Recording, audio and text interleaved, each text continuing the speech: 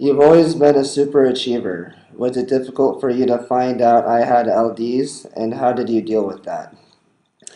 Well, I'm not so sure about how much of a super achiever I've been. I don't think of myself as a super achiever. I think I've done well. I've worked hard, and that's I'm proud of that. How did you deal with me when you, how did Well, it, you, it, it doesn't, when you have a child, you don't deal with the child. You have a child. And I didn't say, oh my God, here's a young boy with learning difficulties. I just didn't say that. I said, here's a child that his mother and I love, and we want to make him happy. We want him to be successful, and let's get on with it. how did your life change raising a child with multiple health issues in addition to the learning differences? Well, the first 5 years of your health difficulties was just preoccupying.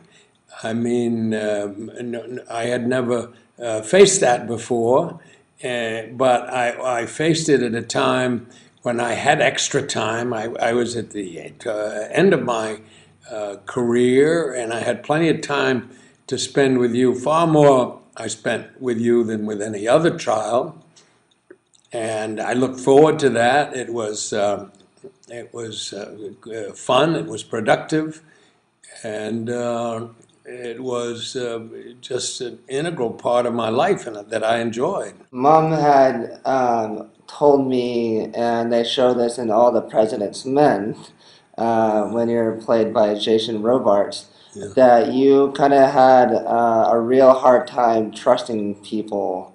And not that you were mean or anything, but you just had a real hard time trusting people, and you weren't really good with that. And then when I came along, that all changed that for you. Do you think that's right? Well, I don't know if I had a good time trusting people. That doesn't ring a particular bell with me. But you were the first and only child that I spent really 100% of my time with.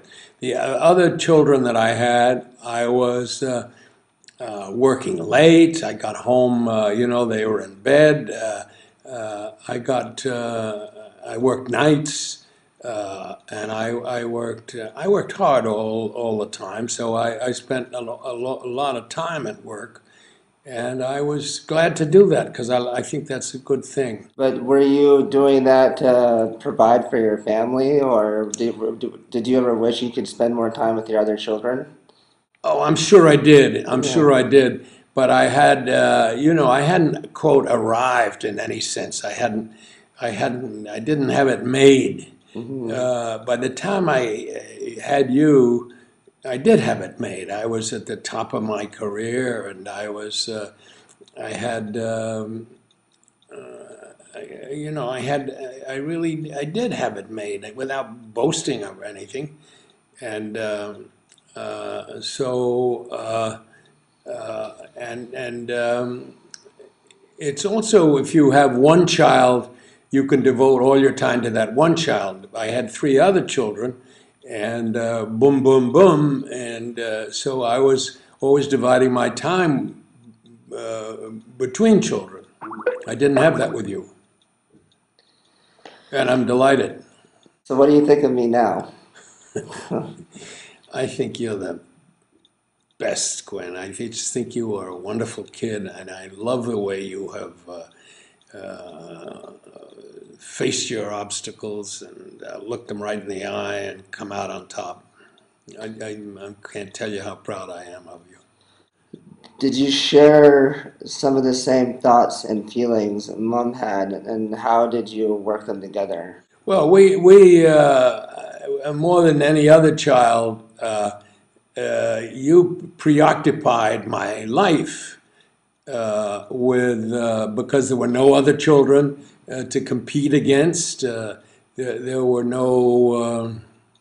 I can remember sitting on the sofa with other children and all talking and all wanting a piece of my attention, and that was complicated. You had to divvy up. I didn't have to do that with you. You got 100% of me and mom, and uh, I guess it worked out. It worked out great for me. I know that.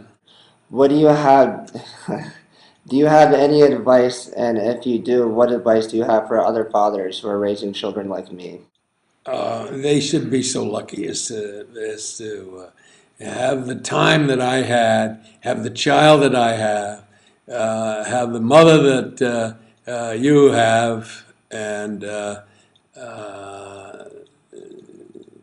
I just every day you've been on this earth, I've looked forward to it.